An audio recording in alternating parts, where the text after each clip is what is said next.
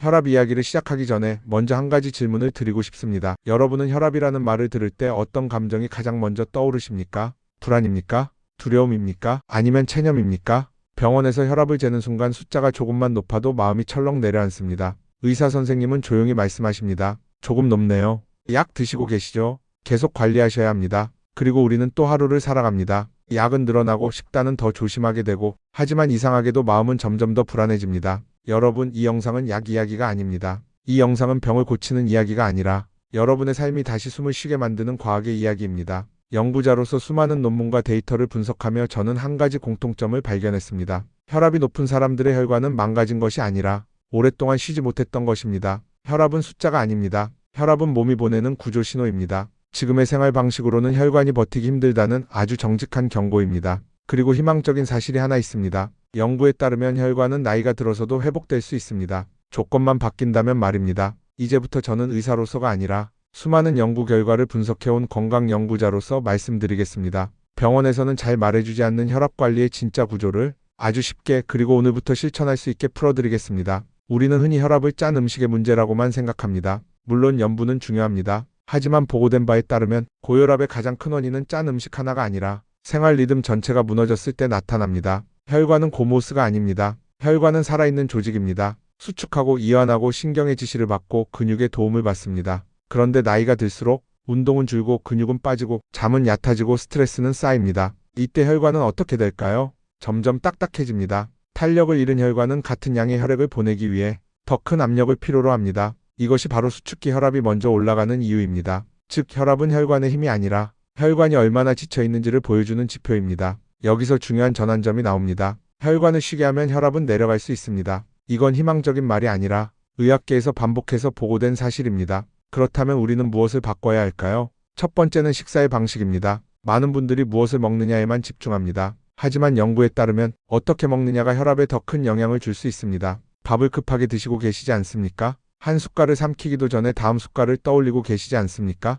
씹는 속도가 빠르면 혈당이 급격히 오르고 혈관은 갑작스러운 압력 변화에 노출됩니다. 연구에 따르면 한 입을 충분히 씹는 것만으로도 식후 혈압 상승이 완화될 수 있다고 보고되어 있습니다. 오늘부터 한 가지만 실천해 보십시오. 밥 한 숟갈을 입에 넣으면 숟가락을 내려놓으십시오. 그리고 씹는 동안 숨을 한번 고르십시오. 이 작은 행동이 혈관에게는 아주 큰 휴식이 됩니다. 두 번째는 수분입니다. 많은 시니어 분들이 물을 일부러 적게 드십니다. 화장실이 불편해서 밤에 깨기 싫어서 말입니다. 하지만 보고된 바에 따르면 만성적인 수분 부족은 혈액을 끈적하게 만들고 혈관 내 압력을 높일 수 있습니다. 한 번에 많이 마실 필요는 없습니다. 아침에 일어나서 한 컵, 식사 사이에 몇 모금, 저녁에는 잠들기 2시간 전까지만 이렇게 나누어 마시는 것만으로도 혈관의 흐름은 달라질 수 있습니다. 세 번째는 근육입니다. 이 이야기를 들으면 많은 분들이 고개를 저으십니다. 운동은 무릎이 아파서 안 된다. 나는 나이가 많아서 힘들다. 하지만 연구에 따르면 혈압 안정의 가장 중요한 근육은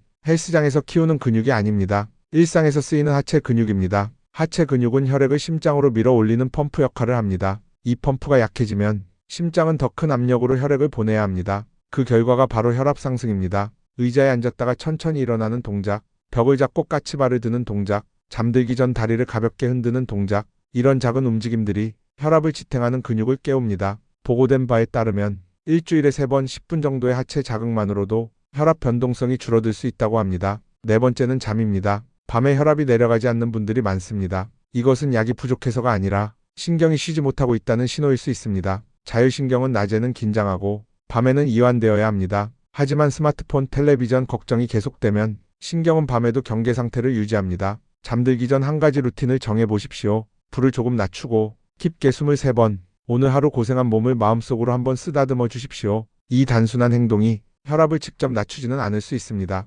하지만 연구에 따르면 야간 혈압 회복 리듬을 도울 수 있다고 보고되어 있습니다. 여러분, 혈압 관리는 싸움이 아닙니다. 억누르는 것이 아니라 돌려주는 과정입니다. 혈관에게 시간을, 근육에게 움직임을, 신경에게 휴식을 돌려주는 것입니다. 정리해 보겠습니다. 첫째, 천천히 먹기. 둘째, 나누어 물 마시기. 셋째, 하체를 깨우는 움직임. 넷째, 잠들기 전 신경을 쉬게 하기. 이 4가지만으로도 혈압 관리의 방향은 완전히 달라질 수 있습니다. 여러분은 이미 충분히 오래 버텨오셨습니다. 이제는 버티는 삶이 아니라 회복하는 삶으로 가도 됩니다. 이 영상이 오늘 여러분의 혈관에게 첫 번째 휴식이 되기를 바랍니다. 지금 이 순간 댓글에 이렇게 적어 보십시오. 나는 오늘부터 혈관을 살리는 생활을 시작합니다. 이 선언은 누군가를 위한 것이 아니라 미래의 나 자신을 위한 약속입니다. 이 채널은 여러분의 회복을 함께 연구하는 공간입니다. 구독과 좋아요는 혼자가 아니라는 신호입니다. 여러분, 혈압은 포기하지 않습니다. 몸도 여러분을 포기하지 않았습니다. 이제 우리가 먼저 손을 내밀 차례입니다.